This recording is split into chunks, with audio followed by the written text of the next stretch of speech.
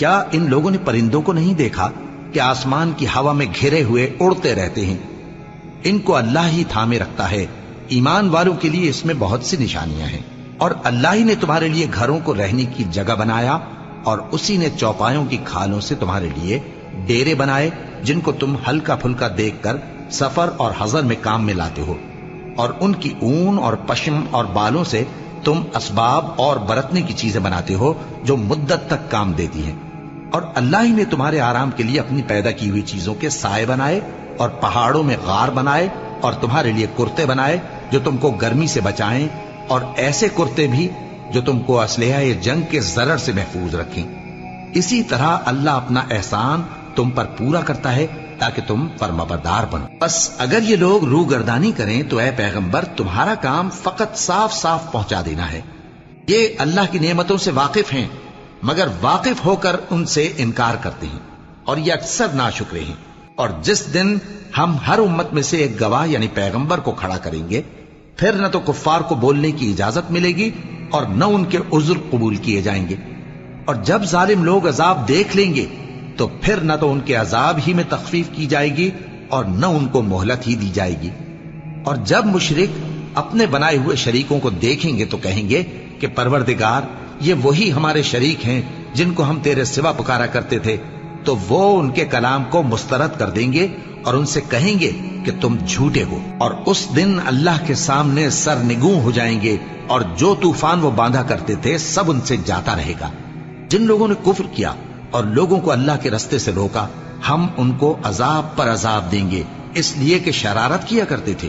اور اس دن کو یاد کرو جس دن ہم ہر امت میں سے خود ان پر گواہ کھڑے کریں گے، اور اے پیغمبر تم کو ان لوگوں پر گواہ لائیں گے۔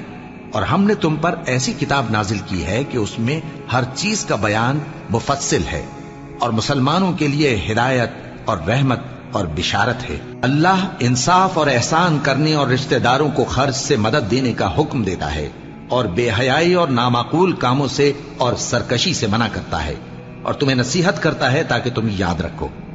اور جب اللہ سے عہد کرو تو اس کو پورا کرو، اور جب پکی قسمیں کھاؤ تو ان کو مت توڑو کہ تم اللہ کو اپنا ضامن مقرر کر چکے ہو، اور جو کچھ تم کرتے ہو اللہ اس کو جانتا ہے۔ اور اس عورت کی طرح نہ ہونا جس نے محنت سے تو سود کاتا پھر اس کو توڑ کر ٹکڑے ٹکڑے کر ڈالا، کہ تم اپنی قسموں کو آپس میں اس بات کا ذریعہ بنانے لگو کہ ایک گروہ دوسرے گروہ سے زیادہ غالب رہے۔ بات یہ ہے کہ اللہ تمہیں اس سے آزماتا ہے، اور جن باتوں میں تم اختلاف کرتے ہو قیامت کے دن اس کی حقیقت تم پر ظاہر کر دے گا۔ اور اگر اللہ چاہتا تو تم سب کو ایک ہی جماعت بنا دیتا، لیکن وہ جسے چاہتا ہے گمراہ رہنے دیتا ہے اور جسے چاہتا ہے ہدایت دیتا ہے۔ اور جو عمل تم کرتے ہو اس دن ان کے بارے میں تم سے ضرور پوچھا جائے گا۔ اور اپنی قسموں کو آپس میں اس بات کا ذریعہ نہ بناؤ کہ لوگوں کے قدم جم چکنے کے بعد لڑکھڑا جائیں، اور اس وجہ سے کہ تم نے لوگوں کو اللہ کے رستے سے روکا تم کو سزا چکھنی پڑے اور تمہیں بڑا سخت عذاب ملے۔ اور اللہ سے جو تم نے عہد کیا ہے اس کو مت بیچو اور اس کے بدلے تھوڑی سی قیمت نہ لو، کیونکہ ایفائے عہد کا جو صلہ اللہ کے ہاں مقرر ہے وہ اگر سمجھو تو تمہارے لیے بہتر ہے۔ جو کچھ تمہارے پاس ہے وہ ختم ہو جاتا ہے، اور جو اللہ کے پاس ہے وہ باقی ہے کہ کبھی ختم نہیں ہوگا۔ اور جن لوگوں نے صبر کیا ہم ان کو ان کے اعمال کا بہت اچھا بدلہ دیں گے۔ جو شخص نیک اعمال کرے گا مرد ہو یا عورت اور وہ مومن بھی ہوگا تو ہم اس کو دنیا میں پاک زندگی بسر کروائیں گے اور آخرت میں ان کے اعمال کا نہایت اچھا صلہ دیں گے۔